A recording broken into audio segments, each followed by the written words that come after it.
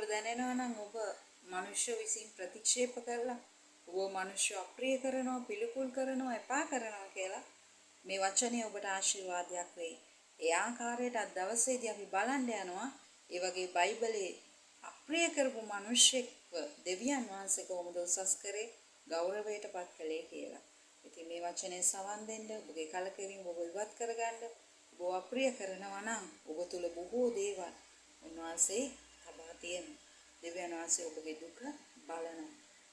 එදා දවසේදී බයිබලයේ එලේයාගේ දුක බැලුව දෙවියන් වහන්සේ අද දවසේ ඔබේ දුකත් බලන ඔබට චේසුවිතයි.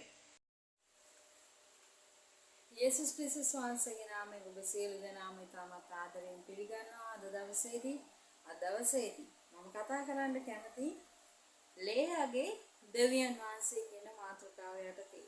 ලේයාගේ දෙවියන් වහන්සේ. ඉතින් ඇත්තටම ලේයාගේ දෙවියන් වහන්සේ කියනකොට ඇත්තටම මොනවද විශේෂයෙන් මම මේ කතා කරන ලේයා ගැන ගොඩක් අය දන්නවා ඇති. යාකෝබ්ගේ භාර්යාව ආබ්‍රහම්, ඊසාක්, යාකෝබ් අපි දන්නවනේ. එයාගේ භාර්යාව ලේයා ගැන තමයි මම කතා කරන්න යන්නේ. මම දන්න තරමින් ගොඩාක් දේශනා මම අහලම නෑ ලේයා සම්බන්ධව. ඉතින් නමුත් මට හිතුණා මේ චරිතය කතා කරන්න ඕන චරිතයක්. මේ චරිතය කතා කරන්න අවශ්‍ය එයා නිසා නෙවෙයි, දෙවියන් වහන්සේ නිසා. අද අපි කතා කරන්න යන්නේ ලේයාගේ දෙවියන් වහන්සේ ගැන. කොහොමද දෙවියන් වහන්සේ ලේයාගේ ජීවිතේ ක්‍රියා කළේ කියලා අපි අද දවසේදී බලන්න යනවා. ඉතින් අපි පෙරලගමු.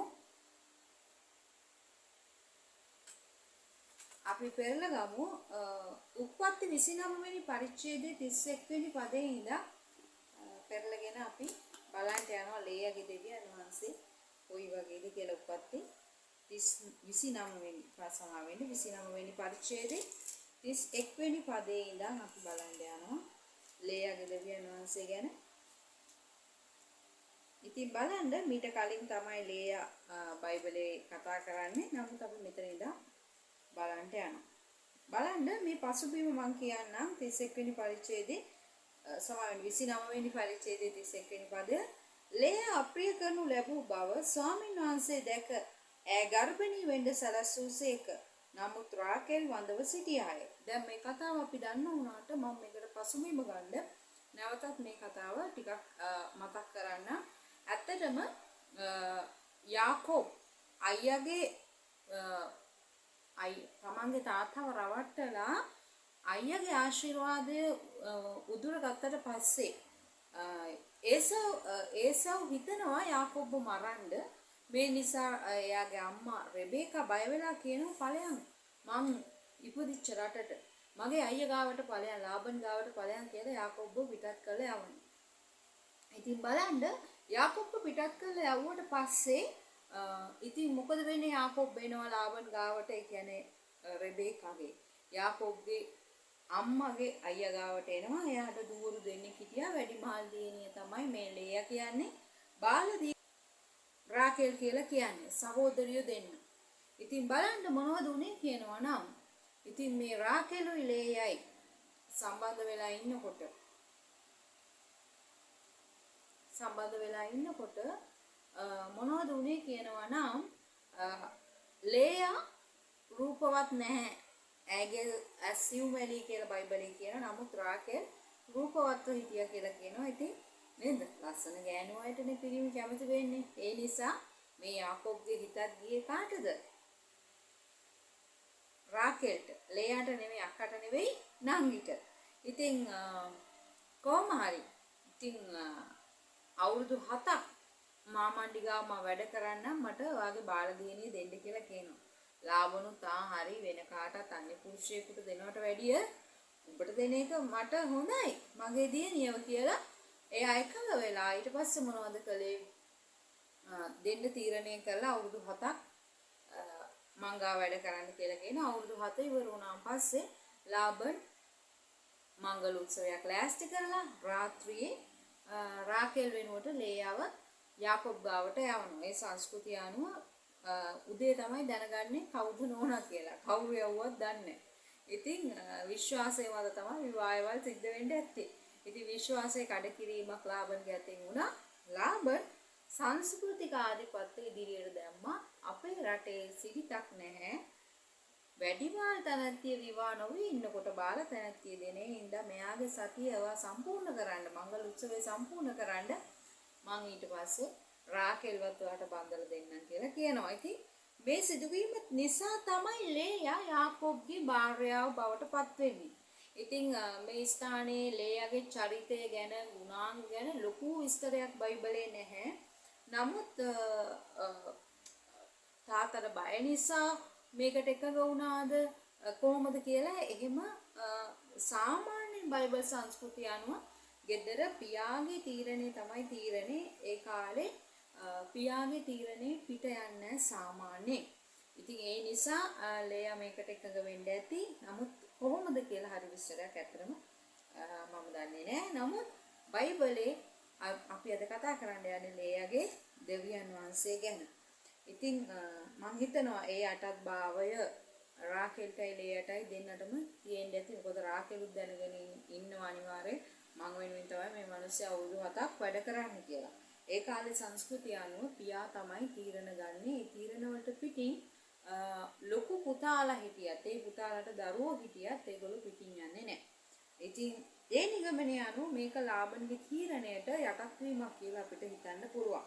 කොහොම හරි බයිබලේ කියනවා රාකේල්වත් දවස් 7කින් බඳලා දෙනවා. ඉතින් ඒ වුණාට ලේයව කවදාවත් යාකෝබ් බලාපොරොත්තු වෙන්නේ නැති නිසා මේ ස්ථානයේ මොනවද වෙන්නේ කියනවා නම් ලේයව අප්‍රිය කරනවා. රාකේල්ට යාකෝබ් ආදරය වෙනවා. ඇත්ත තමන් ආදරය කරේ රාකේල්ට. ලේයට නෙවෙයි. ඉතින් එයාව අප්‍රිය කරනවා. මේ අප්‍රිය කිරීම දෙවියන් වහන්සේ දැකලා මේ 31 වෙනි පරිච්ඡේදය කියන්නේ ලේයා අප්‍රිය කරනු ලැබූ බව ස්වාමීන් වහන්සේ දැක ගර්භණී වෙන්න සැලසුසේක. නමුත් රාකෙල් වඳව සිටියාය. දැන් බලන්න මේ ස්ථානයේ කියනවා ලේයා අප්‍රිය කරනු ලැබූ බව ස්වාමීන් වහන්සේ දැක්කා. ඒ නිසා ඇව ගර්භණී වෙන්න සැලසුවා. ඇයි දෙවියන් වහන්සේ ඇව ගර්භණී වෙන්න සැලසුවේ? ඒ අප්‍රියාව දැක්කලා දකින්න කැමති නෑ නේද? තමන්ගේම ස්වාමි පුරුෂයා මොන ආකාරයට හරි දැන් ස්වාමි පුරුෂයානේ භාර්යාවරුන්ට මේක තේරෙනවා ඇති. අප්‍රිය කරනවා. එයා කැමති නෑ. ඇත්තටම මේක තිත්තකමේ මුල. මම දේශනාවක් කළා තිත්තකම කියන එක. තිත්තකමේ එක කොටසක් තමයි මේ අප්‍රියාව, වෛරය පෙන්වන්න බෑ. එකට විනාඩි 5ක් ඉන්න බෑ. මේ ඔක්කොම තිත්තකමේ මුලේ ඵල. ඉතින් මේ අප්‍රියාව කියන එකත් අර යාකෝබ්ට ඇතිවෙච්ච තිත්තකම ලාබන් කෙරේ ඒ සිදුවීම කෙරේ විවාහය කෙරේ ඇතිවෙච්ච තිත්තකමේ ප්‍රතිඵලයක් තමයි මේ ලේයව අප්‍රිය කරනු ලැබීම. ඉතින් බලන්න ඒ නිසා දෙවියන් වහන්සේ දැක්කා මේක. ලේයව දැක්කා. ඒ නිසා ඒව ගර්භණී වෙන්න සැලසුවා. ලේයා ගර්භණීව පුත්‍රයෙකු වදා ස්වාමීන් වහන්සේ මාගේ දුක බැලූ බැවින් මාගේ පුරුෂයා ඉදින් මට ආදරේ වන්නේ කියවට රූබන් යන නාමය ලැබුවාය. බලන්න මේ ස්ථානයේ රූබන් කියන නම තිබ්බා. ලේයා මොකද ස්වාමීන් වහන්සේ මාගේ දුක බැලුවා. එතකොට තම ස්වාමි පුරුෂයා තමන්ට වෛර කරනවා, තමන්ව ගණන් ගන්නේ නැහැ, තමන් අප්‍රිය කරනවා, තමන් එක්ක ඉන්න ප්‍රියක් නැහැ, ශාරීරික සම්බන්ධකම විතරයි කියලා තේරුනොත් එහෙම ඒ භාර්යාවට ඇතිවෙන දුක අන්න ඒක දෙවියන් වහන්සේ දැකලා ආවදයට ලබා දෙන්නේ දරුවෙක් ලබා දෙනවා. ඉතින් ඇත්තටම යාකෝබ් මොනවද මේ තමාගේ කුළුදුලා ගැන කියන්නේ කියලා අපි බලමු. ඕනම දෙමව්පියෙකුට ඉස්සෙල්ලාම අත්දැකීම හරි වැදගත් අත්දැකීමක්. ඉස්සෙල්ලාම මම අහලා තියෙන පළවෙනියා මේ අපි ගොඩක් දේවල් කළා පළවෙනියට. ඒ කියන්නේ ආදරේ අඩුවක් නෙවෙයි 2 3 වෙනකොට අර පළවෙනි අත්දැකීම මවිතයක්. කියන්නේ පළවෙනි අත්දැකීම නිසා 2 3 හම්බ වෙන එක ඉච්චර ගාණක් වෙන්නේ නැහැ. ඉතින් ආදරේ අඩුවක් නෙවෙයි මම මේ කියන්නේ. අර පළවෙනි ඔයගොල්ලන්ට තියෙන මේ පුදුමය ඒක නැහැ 2 3 වෙනකොට පළවෙනි අත්දැකීම තරම්. ඉතින් බලන්න මේ ස්ථානයේ යාකෝබ් උප්පත්ති 49 වෙනි පරිච්ඡේදයේ දෙවෙනි පදේ කියනවා තුන්වෙනි පදේ කියනවා සමා වෙන්නේ තුන්වෙනි පදේ කියනවා රූපන් මාගේ කුළුඳුලාය මාගේ ශක්තියේ නෑබුල් ඵලය ශ්‍රේෂ්ඨ භාවයේ උතුම්කමය පරාක්‍රමයේ උතුම්කමය ජලය මෙන් අස්තීර නුඹට ප්‍රධාන කම නොලබෙන්නේය. දැන් බලන්න දෙවියන් වහන්සේ කොච්චර දේවල් මේ රූපන් තුල තබලා තිබ්බද ඒව නැති කරගත්තේ රූපන්. නමුත් දුක බලලා රාගයට ඉස්සලාම දුන්න ආශිර්වාදය. බලන්න යාකෝබ් කියනවා ඔබ මගේ කුළුඳුලා. මගේ බලය, මගේ ශක්තියේ නෑමුල් ඵලය. ශ්‍රේෂ්ඨ භාවය උතුම්කම, පරාක්‍රමයේ උතුම්කම. හැබැයි ඔබට තියෙන ප්‍රශ්නේ බස් තියලා. ඒ නිසා මට කුළුඳුල්කම නැති වෙනවා. නමුත් දෙවියන් වහන්සේ දෙනකොට කුළුඳුල්කම තුල බොහෝ දේවල් මේ රූපන්ට දුන්නා. ඉතින් මේ ආශිර්වාද ඒක පස්සේ පුතා නැති කරගත්ත එක වෙනම කතාවක්. මේ ආශිර්වාදය දුක බලලා දෙවියන් වහන්සේ දුන්නා. එයාගේ අදහස පුරුෂයාගේ ආදරය. එයා බලාපොරොත්තු වුණේ මගේ දුක බලලා මේ දරුවා නිසා හරි පුරුෂයා මට ආදරය කරයි කියලා. නමුත් ලොකු වෙනසක් වෙන්න නැතුව ඇති. බලන්න දෙවෙනි 33 වෙනි පදේ කියනවා නැවත ඇය ගර්භණීය පුත්‍රයෙකු වදා මා අප්‍රිය කරනු ලැබූ බව ස්වාමීන් වහන්සේ ඇසූ බැවින් මේ පුත්‍රයා දුන්සේකයි කියා උට සිමියෝන් යන නාමය තැබුවාය. ලෙයාට මේක දැනෙනවා මාව මගේ ස්වාම පුරුෂ අප්‍රිය කරනවා. අනේ මාව අප්‍රිය කරනවා. මට වෛර කරනවා. මං ගැන තිත්තකමක් ඇතුව ඔහු ඉන්නවා. ඒ නිසා මේක ඇහුවා මං ස්වාමීන් වහන්සේට කිව්වා. ඒ නිසා සිමියෝන් කියන පුත්‍රයාවත් මට දුන්නා. 34 වෙනි පදේ නැවත ඇය ගර්භණීව පුත්‍රයෙකු වදා ඉදින් මාගේ පුරුෂයා නිසා පුත්‍රයන් තුන්දෙනෙකු වැදූ බැවින් මේ වතාවේ ඔහු මට ඇලුම් වේවා කියලා ඔහුට ලෙවි යන නාමය තැබුවා. දැන් බලන්න මේ දුක බලලා දෙවියන් වහන්සේ තුන්වෙනි වතාවට දෙනවා කවුද? ලෙවි. ලෙවි කියන්නේ කවුද? ලෙවි ගෝත්‍රය. ලෙවි ගෝත්‍රය ආවේ මේ යාකෝබ් සහ ලේයා කරන කොටගෙන. ලෙවි කියන්නේ ඇත්තටම උත්තම පූජකයා. ආවේ මෙන්න මේ ලෙවි ගෝත්‍රය. විශාල ආශිර්වාදයක් මේ ලේයාගේ වාතාවරණය බලලා දෙවියන් වහන්සේ නිදහස් කරා. රාකේල්ටත් එහෙම ආශිර්වාද ගොඩක් ලැබුණා. ඉතින් අද දවසේ මම ලේයා ගැන කතා කරන නිසා ලේයා 100%ක් හරි, ලේයා 100%ක් නිවැරදි. එහෙම නෙමෙයි මම කියන්න යන්නේ. උන්වහන්සේගේ කරුණාව ගැනයි මම කතා කරන්න යන්නේ.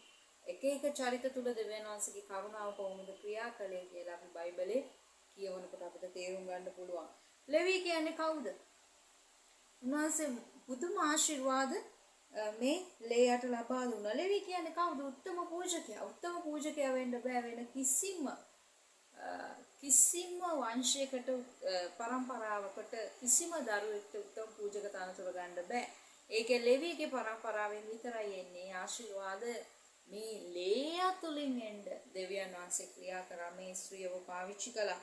ඉතින් ඒ වගේම තමයි ඊශ්‍රායල් දේශේ ප්‍රධානියා තමයි උත්තම පූජකයා. ඒක අර සත්තු පූජාවේ තේරෙනවා. රජතුමාට වැඩි උසස් ස්ථානයක් සත්තු පූජාවේදී ප්‍රධානිය වශයෙන් ආත්මික පැත්ත ගන්න නිසා දෙවියන් වහන්සේ ආත්මික පැත්ත ප්‍රථමයෙන් සලකන නිසා ඒ රටේ ප්‍රධානියා කියන්නේ රජතුමාගේ තීරණ තමයි යාගේ පාලනය තමයි. නමුත් ආත්මික පැත්තේ ප්‍රධානියා උත්තම පූජකයා. ඒ වගේම උත්තම පූජකයාට විතරයි වරප්‍රසාදය ලැබුණේ.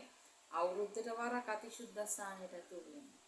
ඉතින් මේ ඔක්කොම ආශිර්වාදයේ පිරිච්ච පරම්පරාව වෙන ඒ ලෙවි කියන දරුවව දෙවියන් වහන්සේ එයාගේ දුක බලලා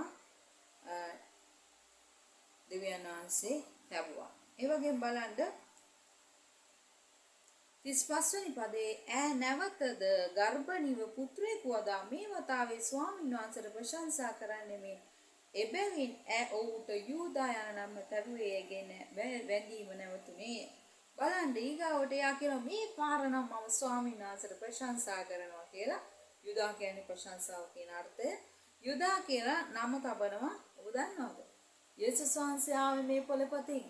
අපි යේසුස් වහන්සේ ගැන කතා කරනකොට යුදා වංශය ගැන කතා කරනවා. ඒතර අපි වැඩි කතා නොකලට මේ ලේයා මුල් ආරම්භය වුණා. දෙවියන් වහන්සේගේ දුක බලලා ඇයට ගෞරව කළා.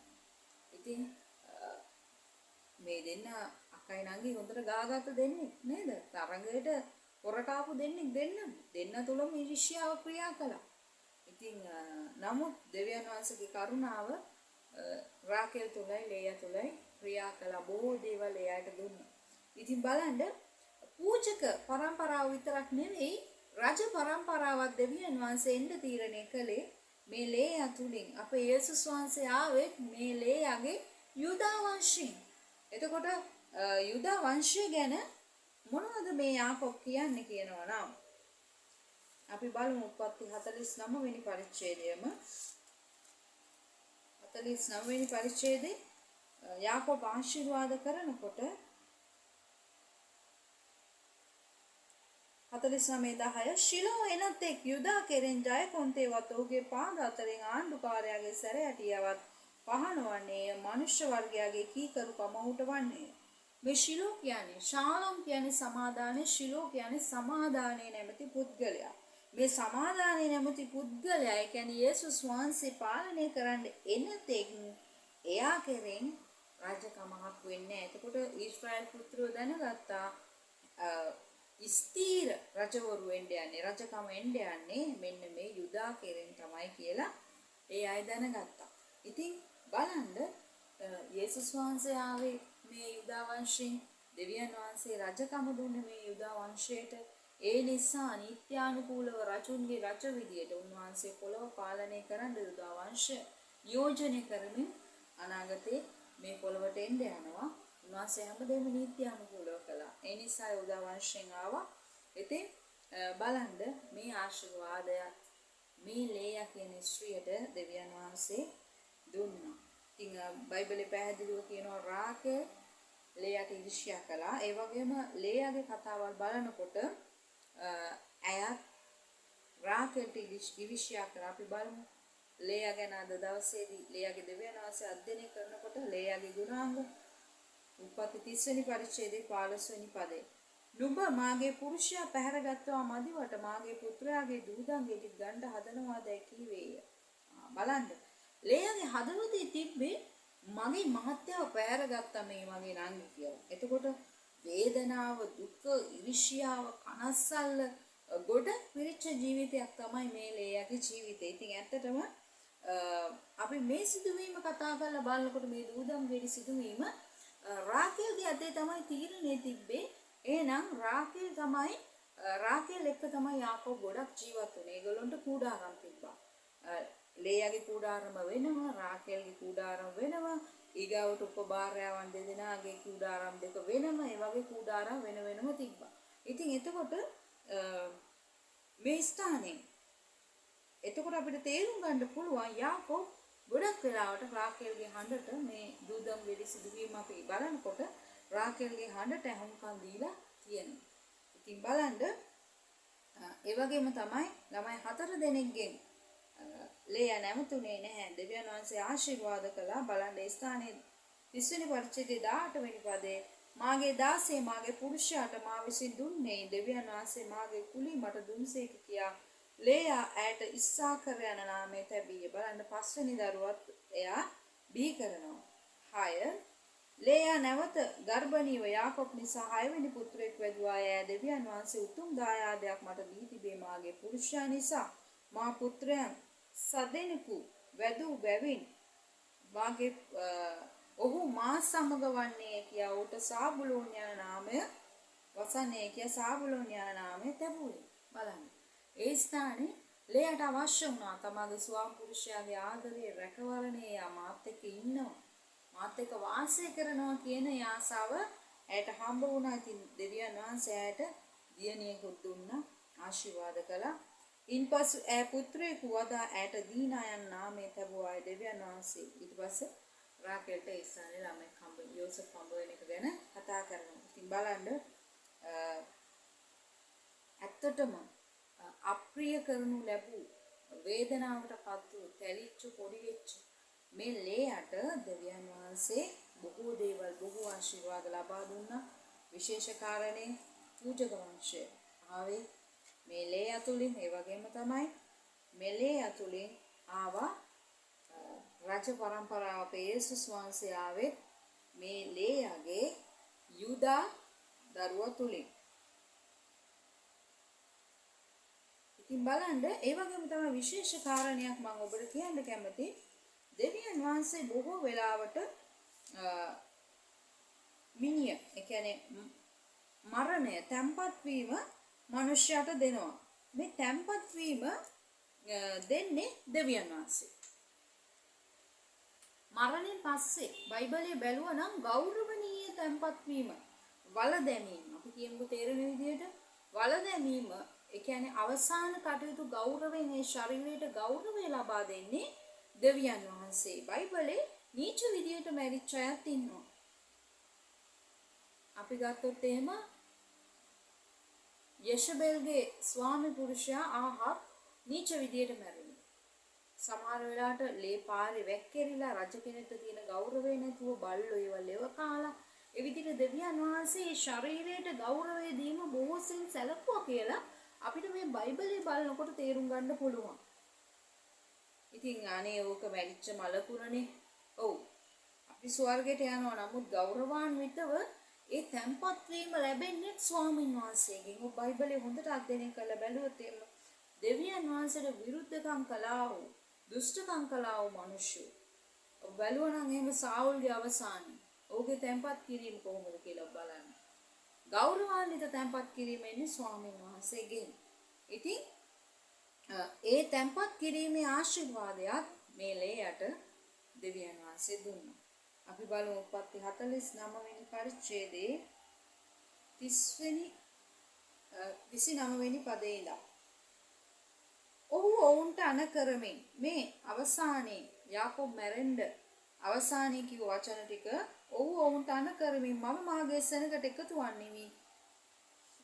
හිත්තිය වූ ඒෆ්‍රාන්ගේ කෙතෙහි තිබෙන ගුවාවේ නම් කානාන් දේශයේ මම්රේ ඉදිරිපිට මක්පෙලායේ කෙතෙහි තිබෙන ආබ්‍රාම් විසින් උරුම වූ සොහොන් පොලක් පිණිස කෙතක් සමග හිත්තිය වූ ඒෆ්‍රායින්ගෙන් මිලේට ගත්තා වූ ගුවාවේ මාගේ පියවරු ළඟ මා තැන්පත් කරපල්ලා. එනවා මේ ඊශ්‍රායල් මේ දේශේ මාව තැන්පත් කරන්න, මේ මිස්ර දේශේ මාව තැන්පත් කරන්න එපා. ඔහු ඒ ආබ්‍රාම් සහ ඔහුගේ භාර්යාව සාරා තැන්පත් කළෝය. ඒකේ ආබ්‍රහම්වයි සාරාවයි තැන්පත් කළා. එයාගේ භාර්යාව.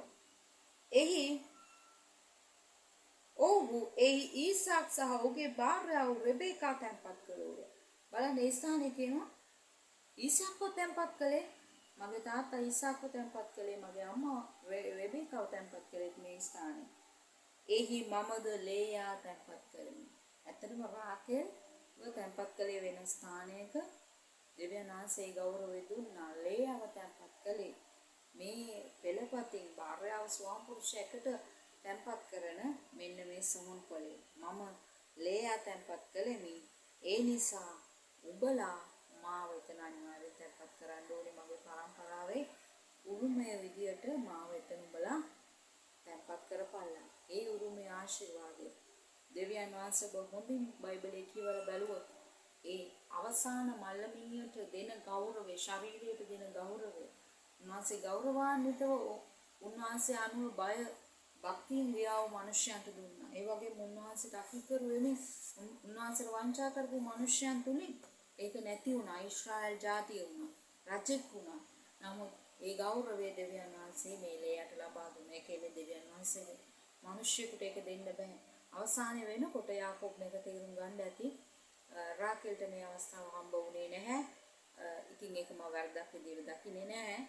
නමුත් අද දවසේදී ලේයාගේ දෙවියන් වහන්සේ උන්වහන්සේ මහත් ආශිර්වාදයක් ඒ අප්‍රිය කරපු තැනැත්තිය තුලින්, යාකෝබ් එපා කරපු තැනැත්තිය තුලින් මහත් ආශිර්වාද ගලන්න ඊශ්‍රායල් ජාතියටම උත්තම පූජකයා කියන්නේ විශාල ආශිර්වාදයක්. රජවරු කියන්නේ විශාල ආශිර්වාදයක්.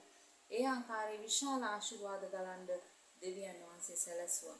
ඒව අප්‍රිය කරනවා කියලා දැනගත්තාම එවෙලේ පේන්නේ නැති බොහෝ ආශිර්වාද ඇයට දරුවෝ කරන කොටගෙන දෙවියන් වහන්සේ දුන්නා. ඒ වගේම ඇගේ ශරීරයට වෙන්න අවශ්‍ය ගෞරවාන්විත භාවය, ගෞරවාන්විත මරණයත් දෙවියන් වහන්සේ ලබා දුන්නා. ඉතින් ලේයාගේ දෙවියන් වහන්සේ ඉතාමත් යහපත්, ඉතාමත් ධර්මිෂ්ඨයි, උන්වහන්සේ යුක්ති සහගතයි. ඉතින් දෙවියන් වහන්සේට ස්තුතියි. මම හිතනවා ඔබට වචනේ ආශිර්වාද වුණා කියලා. ඔබ තව තවත් ඒක අධ්‍යයනය කරන්න. ඔබට යේසුස් ක්‍රීස්තුයි.